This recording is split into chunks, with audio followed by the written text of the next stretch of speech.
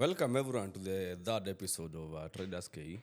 It's been a nice journey since tuanza pale from episode 1. Episode 1, by the way, we are very anxious, by the way. Watu walisema nothing is mguu, but now, here we are. Confidence. So just the start, yes. Naona hata mimi nimestakam to pressure. Watu walisema niachane na miwani. Utoe magogos, madigaga. Tunajaribu. It is okay. And thanks to especially the audience for your comments and your very positive feedback. That is what is keeping us going. The moment umepiga like such a podcast and then nobody like comments or does anything, it is you lack motivation to even continue to the next podcast. So we really thank the audience and karibuni sana now to the second or the third episode of TradersKE. And it will be a journey together. So anyway, there a lot has been happening, especially in the recent week. Mambo mingi. First of all, since we are no haters, wacha tutasema congrats to the newly, I guess some people threw a very lavish wedding. That's the talk of the town. Patelo na D. Kwa nini sana, but I saw something on Twitter about a guy who did a wedding. It costed how much roughly? 500 million nairas. Let's be realistic, bana. Value for money. 500 million shillings bana for a wedding. Hata kama ilikuwa lavish. It doesn't make sense at all. But anyway, it was good. Do you know what 500 million means? Anyway, mita 1, 2, 3 mpaka mita 500. Okay, anyway. Have you ever, concentrate na hapo, lakini acha tu tuseme walifanya harusi mzuri. Yes, and we wish them all the best. And congrats to them, by the way. Hey, watu wengi hawezi afford such an amount. That's in dollars, it's actually a lot of money pia. Not only in Kenya shillings. So, well, it's love at the end of the day. Love wins. Yes, love wins so at the end of the day. Also hata sisi our love for the market today wins. That's why you are here. Sasa love for the markets. Talking of that, hiyo si ati ni ile yenye huwa tuna concentrate sana nayo.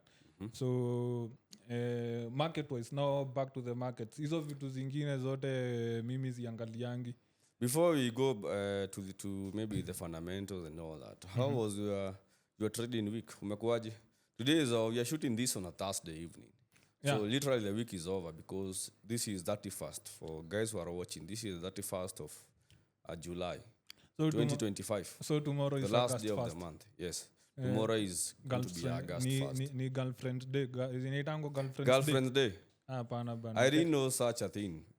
Kesho ni NFP bana, mambo ya nini. Kesho ni Friday, the first day of the month. NFP day. Beginner trader mwenye ako hapa, the first day of the month we always have NFP. NFP means non-farm payrolls. Kama ujue hiyo, it's we're not going to go deep into that, maybe much later. But so Kenya iko kesho ni NFP day, mambo ya girlfriend's day kidogo. But you should also take your girlfriend out mahali, at least enjoy or something. Sure. Tumesema at the start of the podcast that love wins. So tomorrow is a love day for your girlfriend and so wacha mi girlfriend wangu ni you na GU.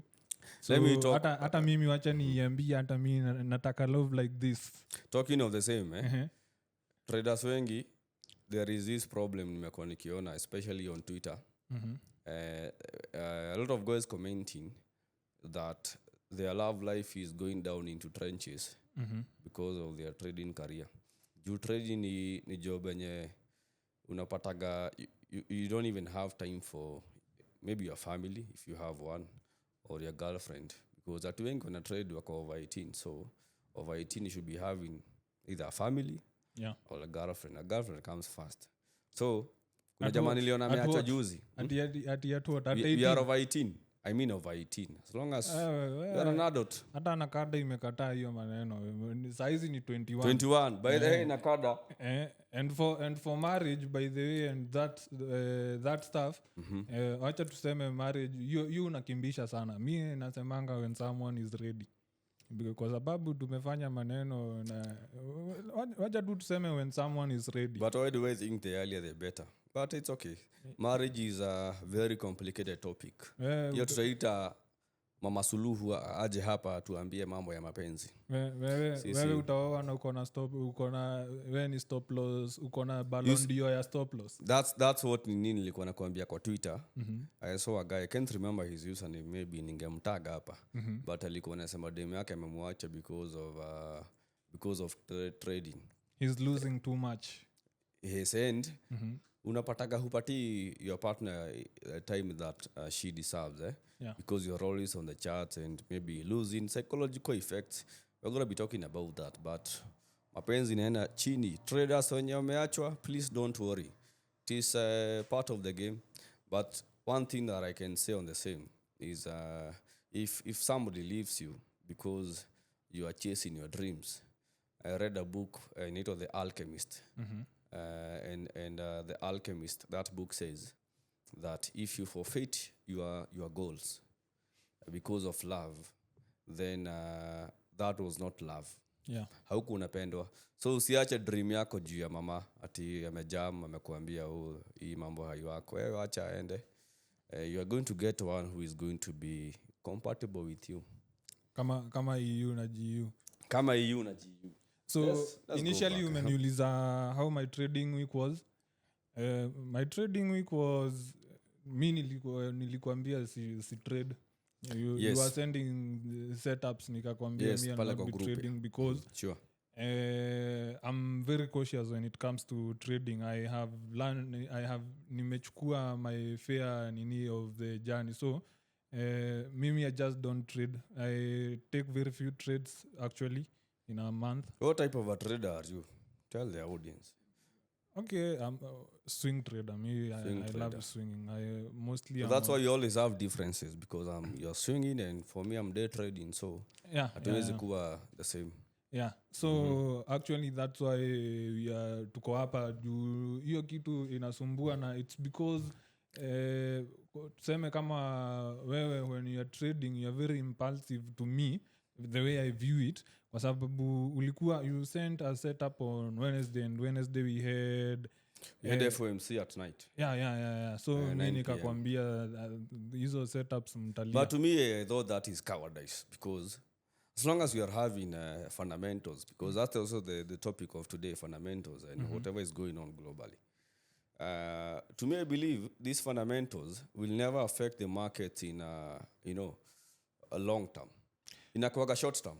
Okay, that's a fair take, and wacha tuseme hivyo. So we ukisema hivyo, it does not mean that in trading, by the way, inakuanga ni two ways. It's either you are right or you are wrong. So that's why hata unapatanga sibishani sana. Because wewe you are take, you might be right ama you might be wrong. Na pia mimi on my take, I might be right ama I might be wrong. So wewe, the way you approach the market, haimaanishi that you are not correct according to me. It's just the way you do, and of course you make whatever you do. There is always something for someone in the market. So to me ndo ilifanya niongele hiyo mambo sana because I believe we ukisema hivyo I believe there is much more than candlesticks.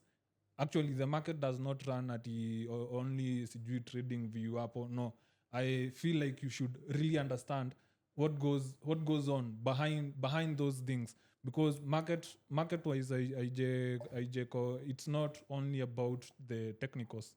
We also have the fundamentals and the sentiments part. Yeah.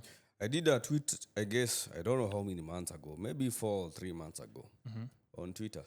And my the big question was, can you really be a profitable trader if you depend only on technical analysis and you forego the fundamental part of it? You can't be.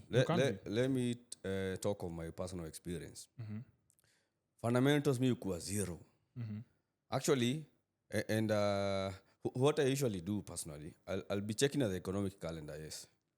naangalia this week we have FMC fundamentals mzee inahitaji degree, inahitaji certificate. What a certificate. Tuweze relate. Watu wa certificate sasa mkae kando alafu atoliacha shule wa trade. So actually going back to what I was saying. Personally what I look for on Sunday, I'll be looking for the major events that are going to be happening throughout the week. So let's say we have CPI, we have FOMC. So I have them scheduled on my calendar. Isiku on a Wednesday, 3:30 p.m. we're going to be having CPI. So what I'll do is I can either avoid to trade during the CPI, or I can decide to gamble during CPI or through the fundamentals. That gambling is something that I used to do in the past. Nowadays, we don't do it because... so you still do gamble? Nimesema nowadays I don't do it. Kitambo tulikuwa tuna gamble mpaka tukabaniwa na a broker somewhere. Tulikuwa tunafanya hivi. You take a sell on your end and then I take a buy on my end. Of course news, most news itaenda it's either going to buy or it sells. So if you take a sell and I take a buy, one of us is going to win. So tablo account yako mimi nitabaki na yangu. But then we are flagged because of the same, using the same IP address. That's not a secret for you guys. Usiende kusell na kubuy same time. So don't be encouraging guys to gamble, by the way. I can't. And that's why today nasema like okay, to be frank, pia mimi I'm so much more on technicals. But that doesn't mean that I'm blind to whatever the other thing that is happening. Fundamentals. So to say I am a trader, sindio? Yeah. Being a trader, I'm okay, let me say I'm just a curious guy, yeah? So I like to be involved in the markets. I'm not only talking about the currency pairs that I'm trading. I like to be involved in the market. I want to know what is happening, because actually what is happening, it's also it plays part in whatever the price action is going to do. So ukisema you are gambling, to me I might decide to sit down on that and then wait for further clarity, because I don't want to be involved when I don't want to be the engineered liquidity in the market. The exit liquidity pia. Staki kukua hiyo part. Now let me ask something on the same. I guess we all have different personalities. You personally, mimi ikifika ni mambo ya fundamentals, leave alone the markets. Mimi mambo ya sijui Gaza, those guys are fighting. Some other people are fighting somewhere. Juzi kumekuwa sijui na, was it some drones merusha huko, not drones, some shots merusha huko Dubai by sijui nani. Now personally I don't understand that. Okay, kuna wale watu, don't understand, but I don't understand. Not understand, but I don't have like a lot of interest into it. So the moment you're not interested in something, you can't really go deeper into it. Yeah. So that's why personally fundamentals sikuwagi so much deep into it. But at the same time, zimenipiga kiboko bana. So because you are my guy, I mean, nita decide to for your sake. Yeah.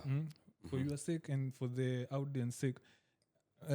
Maybe I'll take you to 3 things, by the way, so that okay, I'm not necessarily telling you to be interested in it.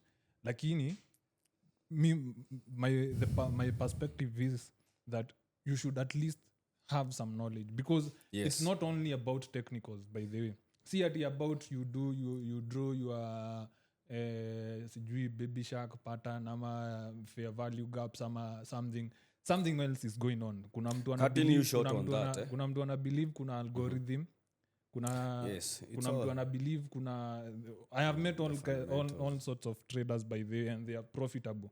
It all depends na Kenya unatumia. But pia, and also kuna people who trade only on fundamentals. Kuna mtu utapata kabisa ameongojea only on fundamentals. So when you are let me ask you a trading, question you should on not that. be biased, by the way. Let me ask you a question on that. Have you ever met like any trader who just depends on fundamentals and is doing great? Yeah, we have especially here in Kenya. Yeah, we have some very good fundamentalists, by the way. Okay. Yeah. We don't want to name them. Yeah. Tutakuja kuwapigia advert hapa. We will bring them here. We are going to bring them, by the way, hapa, yes, sure. Yeah.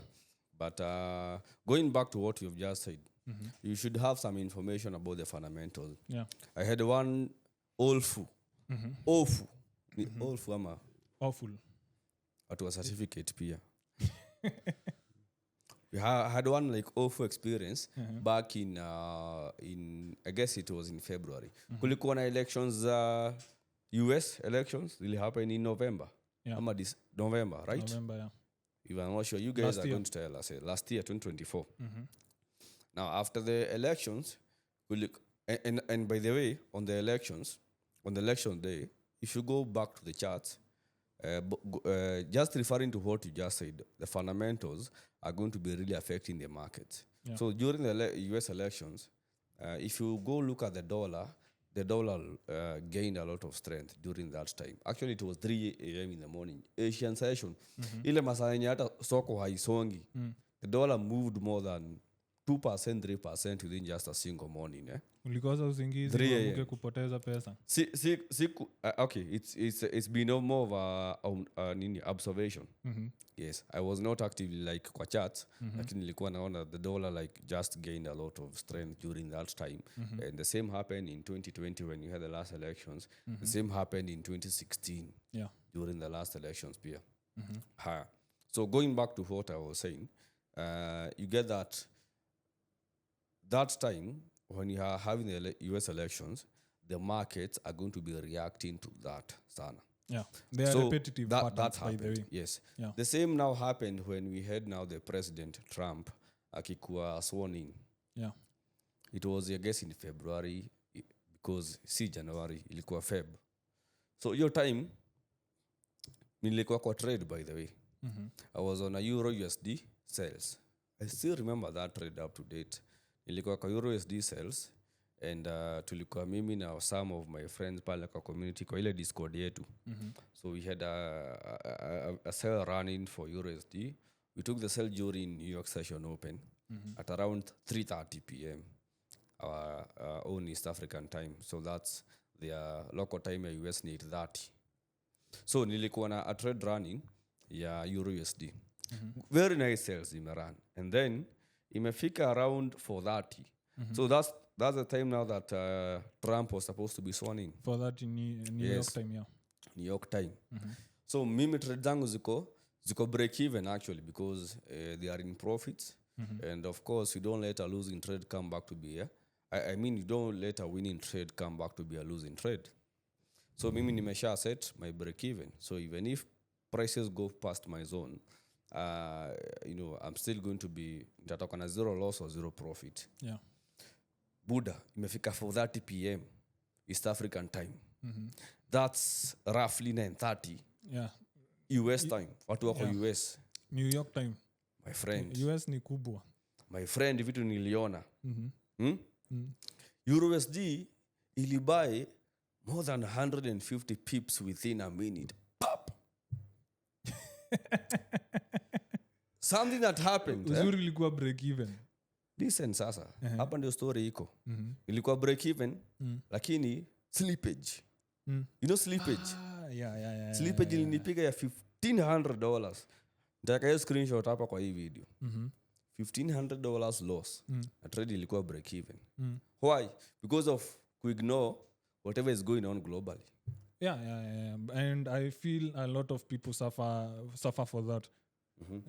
Kwa sababu these patterns, by the way, these events zenye huwa zinasema, the ones you are claiming that Israel is fighting Iran, ime retaliate, sijui the war on Russia.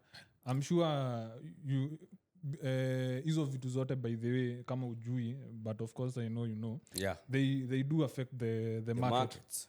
Because one thing happens and then traders ama big institutions, they will have to react with whatever is happening. Kama if it's the war on Israel ama Iran, you have to know what is being affected, because kutapata kama it's oil, that will be affected because I guess Iran is one of the major producers of oil. Yeah, sure. And the same happened to when Russia and Ukraine wamekuwa wakipigana, because pia Russia is also, I guess, the second, I stand to be corrected, biggest producer wa oil.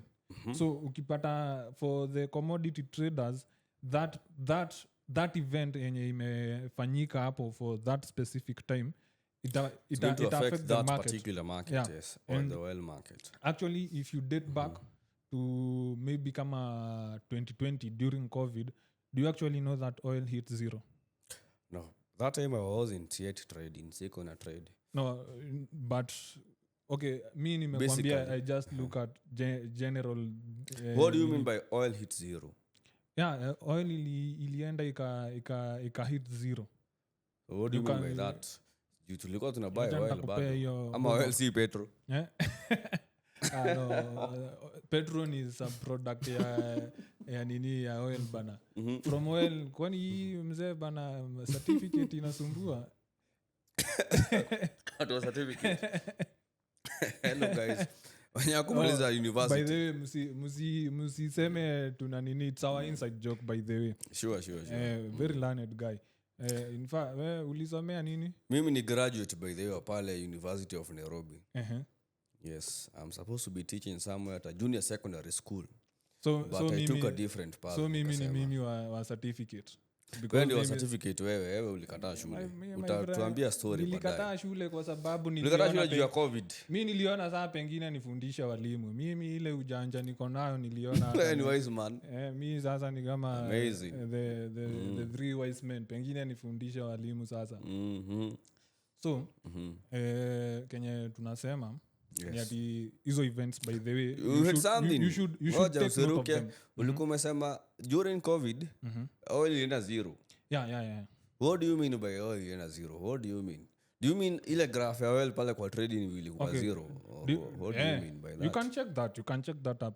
Okay, I should confirm that because do you know why oil went to zero? No. It's because during that time sikuliekangwa global lockdown. Yeah. So when kuna global lockdown, so that meaning hakuna demand ya oil. Who is buying oil now? New order mko kwa nyumba. Who is buying oil? So definitely going to affect the market, Yeah, so that's definitely going to affect the market. Lakini si mnapika, si pia chakula ya kupika ni oil. Sasa si watu imetoka kwa petrol station sasa imekuja kwa kitchen. Okay, kuna vitu zingine tunasemanga they are beyond us, but okay, nimesema but looking at this, looking at my reasoning, ukisema ni oil ya nyumba, how often do you buy oil kwa kwako? Ukibuy 10 liters inakupeleka some 2-3 months, lakini kwa petrol station nafika kila siku. So oil ya nyumba unanunua kufanya nini? Kwani saa hizi unapika na stove mzee? Kwani unapika na nini? I mean oil ya kupika. Menta mzima unapika na stove. Unachemsha tu unakula tu. Oil ya kupika? Hii kama sijui Elianto hizo. Mzee bana unaniangusha bana. Hiyo atuongelele hiyo. But going back to your topic. Atuongelele hiyo oil. But point ni going back to your topic. Point ni oil you guys mta confirm. Amesema during COVID oil in at zero.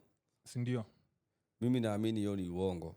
Unaamini ni sawa wewe I'll go back check after. Naamini ni uongo but point ni such a global event kama hiyo COVID it really affecting the market in one way or the other. And actually unaweza angalia the other markets. Actually you can look into the other charts. They all had a significant the S&P.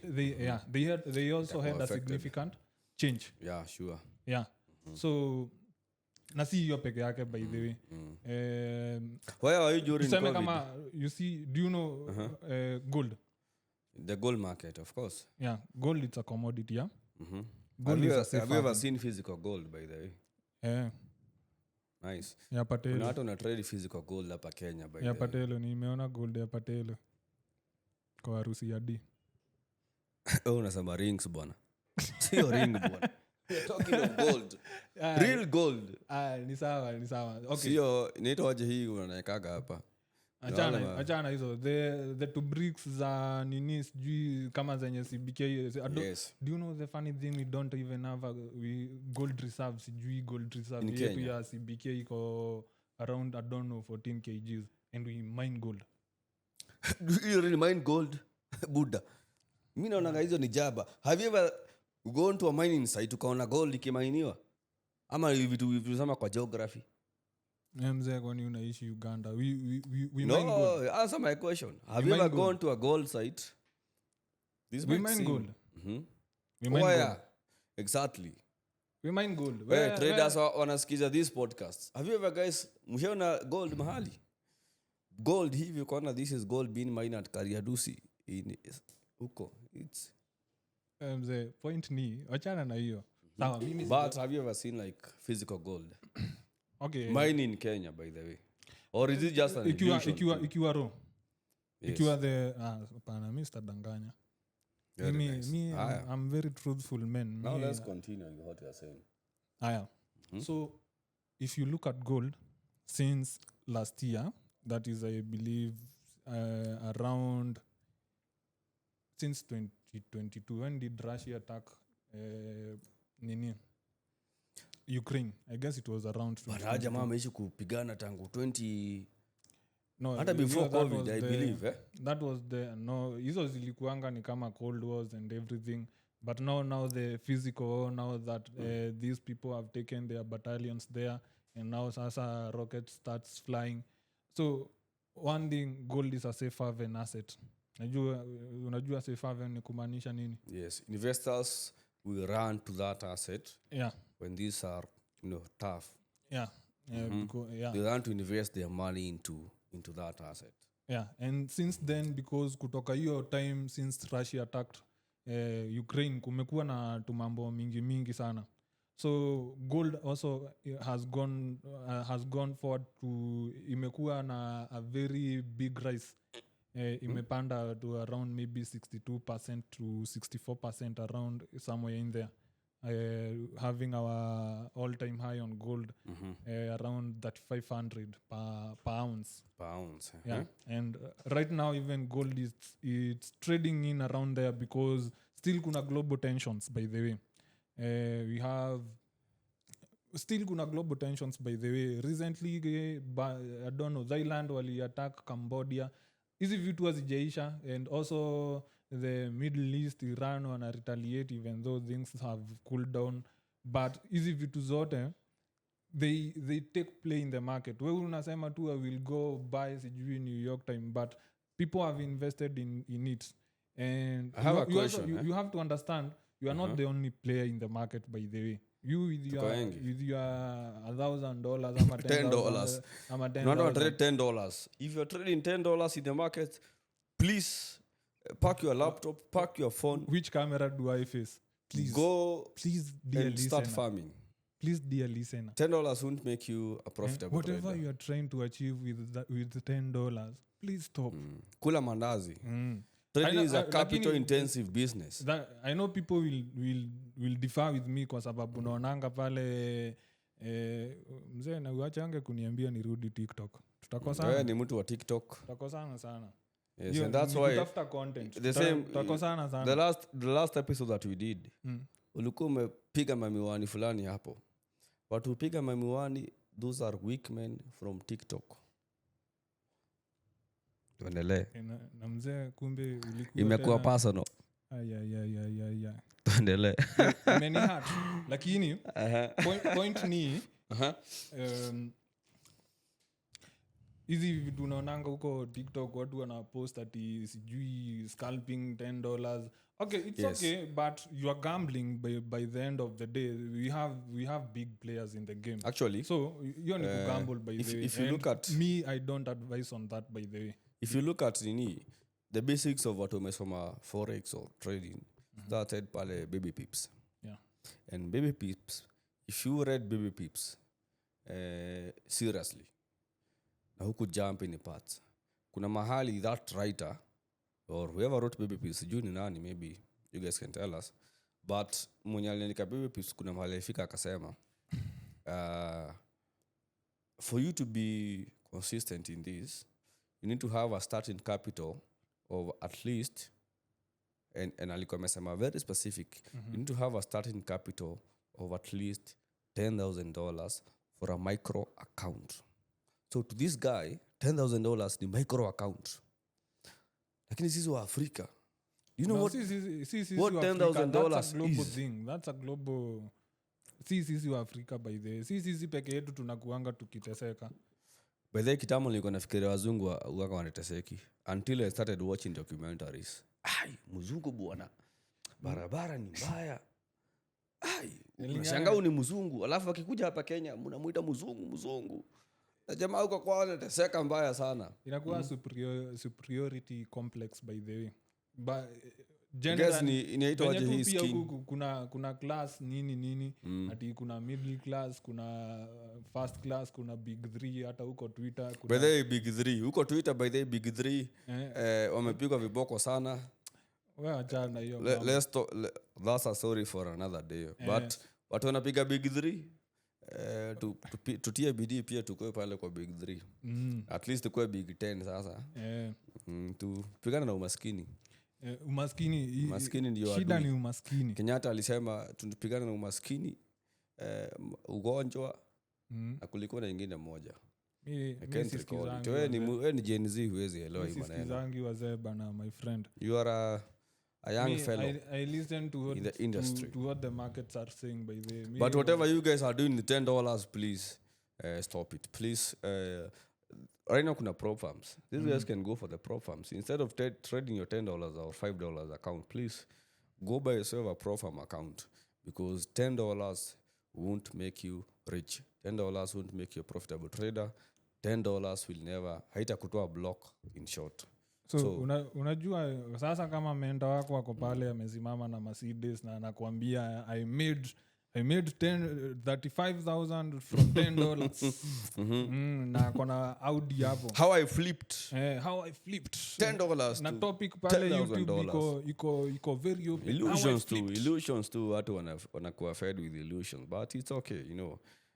Eventually as you develop as a trader unaonaga kutrade $10 si ni upuzi unafanya because how will you even manage risk, because this is a game of manage risk. There's no, we say professional traders should be risking not more than 1% per trade. So what is 1% of $10? 0.01 whatever 0.1 whatever you are trying to achieve with that young man. Yes. So how will you or young lady, how will you are not discouraging you, it's good for learning purposes, but eventually you have to find a way to get good capital, because trading is a capital intensive business. Bila capital hapa no forget about getting rich. So Nick, unajua kwa markets let me ask you, between Trump and Powell, who is more powerful in the markets? Trump. Why would you say Trump? May I go with Powell? Because I'll say Trump because siko period ya Powell. Okay, but is it even a good reason? The week has been interesting overall, the month, because Trump did visit the Fed, and Trump anataka rate cuts zikue. Before you go to that, Trump alikuwa amesema atafaya Jerome Powell. Did you see the effect that it had on the market? There is our friend into Clinton. You know him. Yeah. Clinton was in some buys on gold. Alikuwa sales actually. Alikuwa buys. But gold ikabuy pap. And then I tell Clinton there is something fundamental that has been injected in these markets. Ndio maana kumekuwa na hii volatility. Anasema hakuna anything. Sasa wewe, because wewe hizo ni anticipations uko nazo. There is much more to that, by the way, and for the listener unaweza enda ufanye more research on that, because such events, if Trump was to fire Jerome Powell, that would have a very significant change in the market, and that has also happened in the past. Sure. Yeah. So on this, yesterday ndo kulikuwa na the meeting ya FMC. Yeah. And Federal Open Market Committee. Yeah. Beginning in the hiyo inanisumbuanga hiyo kuisema. Federal Open Market Committee, FOMC. Federal. Ama ni federal. Federal. So what was certificate? Give us. Powell, despite the pressure yenye amekuwa kipewa na Trump, so he didn't cut the rates. And now Trump immediately akakuja akasema that he had Jerome akiwa huko kwa meeting, he had Jerome that he will be cutting rates in September. Let me Jerome, cut you during short. the briefing, no, don't cut me short. Please let me cut you short. This is really important. You talk of cutting rates, but kuna mtu hapa haelewi. What do you mean by cutting rates? What effect will this cuts maybe cuts the rates zimekuwa cut ama zimekuwa raised? What effect will this have on the market?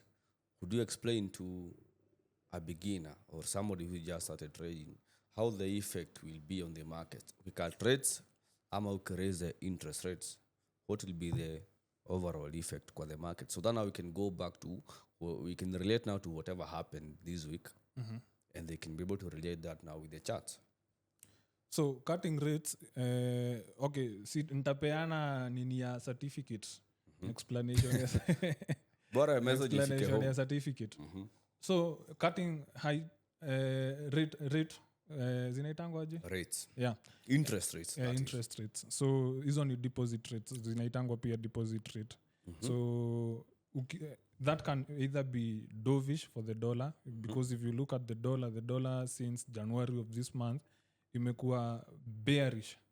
So consistently dovish means bearish? Yeah. And the other one is hawkish.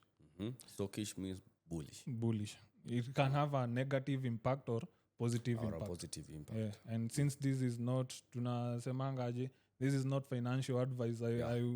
Tutatafuta mtu atatuelezea hizo mambo vizuri kwa undani na kina kabisa. So it can have a dovish effect ama a hawkish effect. That meaning inaweza change the market. Kama if the dollar has been bearish since January till now, this is the first month by the way since January that tumekuwa na bulls kwa market on the dollar, because if the market is close, this is the first month tumekuwa na bulls. Yeah, I haven't realized that, but dollar has been losing since January. Interesting. Tangalia, this is the first month by the way kumekuwa na USD has been selling, GU selling, dollar gaining. For the first month we have had bullish months since January. And people have been trying to catch falling knives on the dollar. You're trying to buy and buy the keeps dollar dipping. and then keeps dipped. Yeah, that's why Trump I guess wako na nini na Powell, because Trump anataka rates zikue cut, and then Powell is strong on the anasema for him to cut the interest rate, it will have to be data dependent. Najua ujui hiyo inamaanisha nini. So a question on the same. So who is controlling the US economy? Ni Powell ama ni Trump? Because abutu jibu hapo, nani na control? Wacha wale fundamentalist wenye wanasikiza watatuambia hiyo. That's why I was saying those two men are very powerful in the market, but I believe a good afternoon from Powell is more powerful from the tariffs. Of course hizi vitu zote zimekuwa zikiaffectiwa even with the tariffs. Trump amekuwa akiimpact on sijui EU, China and everything. All these things have been affecting the dollar.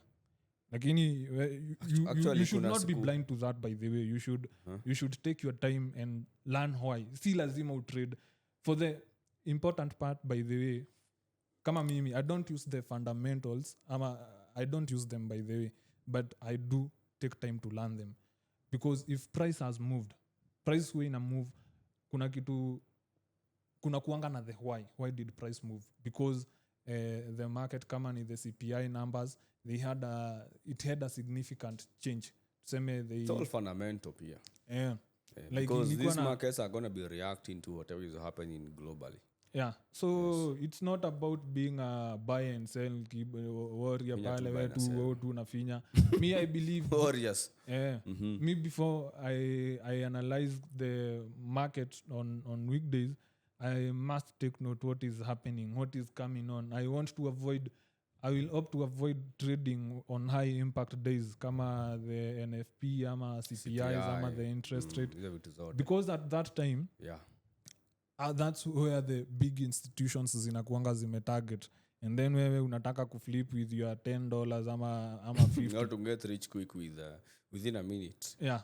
And you have to understand how these games game inakuanga. You are just a pawn in a chess game, by the way. Hapa hivi you are just a pawn in a chess game. So take us back please to Nini. This week we had the FOMC. Yeah. What happened? So Powell, despite the pressure, could bow down. So he did not cut the rates. Interest rates. Yeah. And okay, it's interesting. We don't know on Nabado afterwards during the press statement, alisema bado for him to cut, it will have to be data dependent. So ni atakuwa ameachieve 2% of the inflation. Unajua inflation ni nini? Yes, of course. Yeah. That's the rise of goods and services in a country. Yeah. So they have to achieve, they want to achieve 2%. And the reason her cut rates, it's because he's trying, the Fed he may cut rates prematurely, by the way. I guess it was around 1970. He may cut rates prematurely. And that did not go well for the US economy. And then we have Trump trying to, he says he's the chosen one. Pia anajaribu could direct the market in some other sorts of way. So, yeah. What are you expecting now in the future?